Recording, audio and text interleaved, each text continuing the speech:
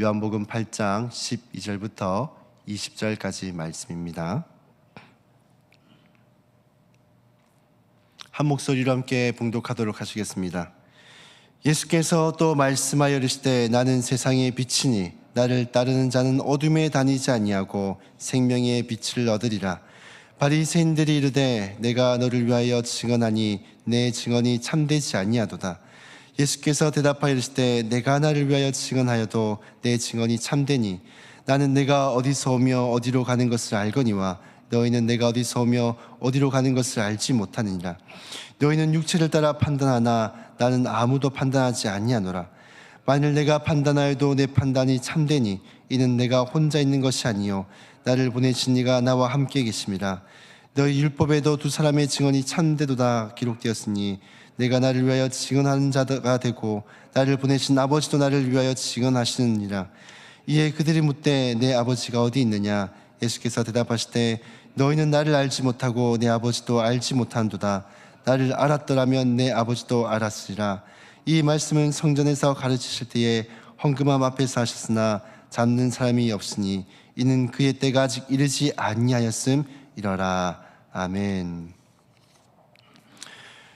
오늘 새벽에는 세상의 빛 예수 그리스도란 제목으로 말씀을 함께 나눠보고자 합니다. 지난주 금요일 새벽 기도 시간에 잠깐 말씀을 드린 적이 있는데 유대인들은 이 초막절이 되면 이를 기념하기 위한 세 가지 의식을 치릅니다. 첫 번째로는 이 강야 생활을 기억하기 위한 초막을 지어서 그 안에서 생활하는 것입니다. 이스라엘 백성들은 초막을 다시 생활함을 통해서 자신들을 구속하신 하나님의 은혜를 다시금 기념하고 되새기는 시간들을 갖습니다. 또 하나는 실로암 못에서 물을 길어 제단에 물을 붓는 의식을 통하여서 이 강야 생활 동안에 반석에서 물을 내어주신 그 하나님의 은혜를 또 기억하는 그런 또 의식들을 가집니다. 세 번째로는 이제 성전에 이제 여인의 뜰이 있는데 여기서 이제 등잔을 밝히는 그런 의식들을 치르게 되었습니다. 이는 강야 생활 동안에 불기둥으로 이스라엘 백성들을 인도하신 그 하나님의 은혜를 또한 기념하기 위한 의식들입니다. 오늘 본문의 배경은 바로 이 세 번째 의식이 치러지고 있을 때 예수님은 여인의 뜰에 등불을 밝히는 이 의식을 행할 때에 많은 군중들 앞에서 이렇게 자기 선언을 하십니다. 내가 바로 세상의 빛이다 라고 선언하고 계신 것입니다. 여러분, 예수님은 많고 많은 것 중에 왜 하필이면 이 빛에 자신을 비유하고 계실까요? 빛은 우리가 살아가는 데 있어서 없어서는 안 되는 매우 중요한 그런 존재이기 때문입니다. 여러분, 태풍과 같은 자연재해나 이 전력난으로 인하여서 갑작스러운 이 정전을 경험하신 적 있으십니까? 아무런 준비 없이 갑자기 정전이 되어지지 못했습니까?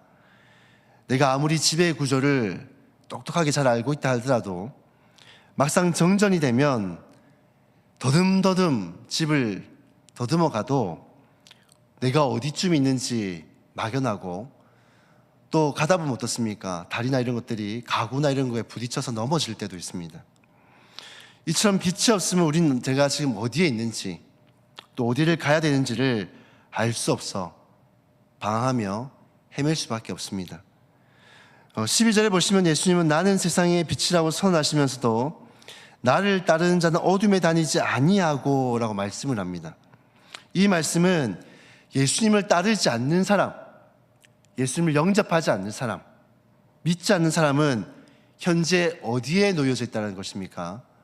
어둠에 놓여져 있다는 것이죠.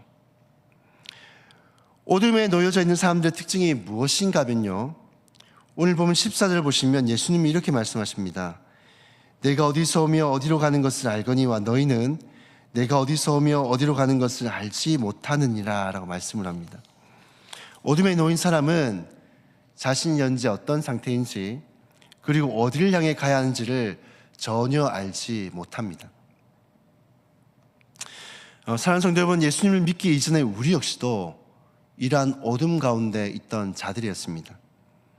어둠 가운데 있다는 말은 타락하여서 죄 가운데 놓여져 있다는 말입니다. 어둠 가운데 놓인 우리 인간은 죄 가운데 살아가면서도 그것이 죄인지 모르며 살아가고, 또 사망이라는 낭떠러지를 향해 우리가 걸어가고 있음에도 불구하고 우리가 걸어가는 그 길 끝에 무엇인지 알지 못한 채 그렇게 하루하루를 걸어가게 됩니다. 그렇기 때문에 예수님께서 이 세상에 빛으로 오실 수밖에 없었던 것입니다. 빛으로 오신 예수님께서 자기 선언을 통해서 우리에게 원하시는 것이 무엇일까요? 12절에 보시면 이렇게 말씀하고 있습니다. 나를 따르는 자는 어둠에 다니지 아니하고 생명의 빛을 얻으리라. 이 빛으로 오신 예수님께서 우리에게 원하시는 것은 바로 빛이신 예수님을 따르는 것입니다. 예수님을 따른다라는 것은 어둠에서 나오는 것을 뜻합니다. 죄를 용서받고 이 사망의 길에서 돌이켜서 영생의 길로 들어서는 것입니다. 뿐만 아니라 주님을 따른다는 것은 더 이상 죄 가운데 머물지 않고 거룩하고 구별된 삶을 살아가는 것입니다. 그리고 빛을 따르는 사람은 더 이상 어둠을 사랑하지 않고 예수님을 따르는 삶을 살아가는 것입니다. 그리고 마지막으로 예수님을 따른다는 것은 주님이 가신 길을 따라가는 것입니다. 주님께서 가신 길이 무엇입니까? 바로 섬김의 길, 또 희생의 길, 바로 사랑의 길입니다. 사랑하는 성도 여러분, 예수님은 더 이상 우리를 향해서 어둠 가운데 있는 자들이라고 말씀하시지 않습니다. 오히려 마태복음 5장을 보시면 우리를 향해 이렇게 말씀을 하십니다. 너희는 세상의 빛이라. 어둠 가운데서 끌어내신 예수님께서 이제는 우리를 빛이라고 부르고 계십니다. 우리가 세상의 빛이라는 것은 예수님께서 우리를 구원의 길로 인도하신 것처럼 이제는 우리가 이 어둠 가운데 있는 수많은 사람들을 이 빛 가운데로 인도해야 되는 그런 삶을 살아가야 한다는 것입니다.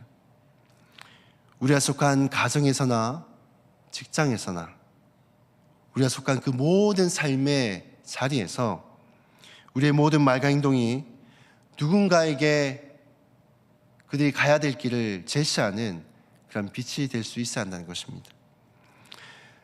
사랑하는 성도 여러분, 세상에 비친 예수님이 이제 우리를 향해서 우리가 세상의 빛이다라고 말씀을 하십니다.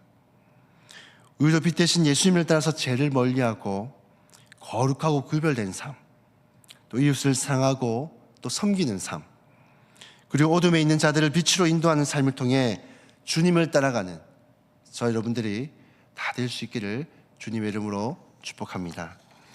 이 시간 우리가 말씀을 기억하시면서 함께 기도하며 나아갔으면 좋겠습니다. 이 시간 기도하실 때 우리가 빛 대신 예수님을 따르는 삶을 살아갈 수 있게 도와주시옵소서. 우리를 어둠에서 빛으로 인도하셨듯이 우리 역시도 이 어둠의 가운데 살아가는 수많은 사람들 빛 가운데로 인도하는 그런 삶을 살아갈 수 있게 도와주시옵소서. 그러한 삶을 살아갈 때 우리가 살아가야 되는 그 섬김의 삶, 또 희생의 삶, 또 사랑의 삶을 묵묵하게 감당하며 주님께서 가신 그 길들을 따라가는 우리 모두가 다 될 수 있게 도와주시옵소서. 그리고 명절을 맞아서 출타하고 있는 우리 모든 성도님들 가운데 무탈하게 사고나지 않냐고 안전하게 고향을 방문하고 돌아오실 수 있도록 또 안전을 위해서 기도했으면 좋겠습니다. 이 시간 주어진 기도 제목대로 함께 기도하시고 자유롭게 기도하시고 돌아가도록 하시겠습니다. 기도하시겠습니다.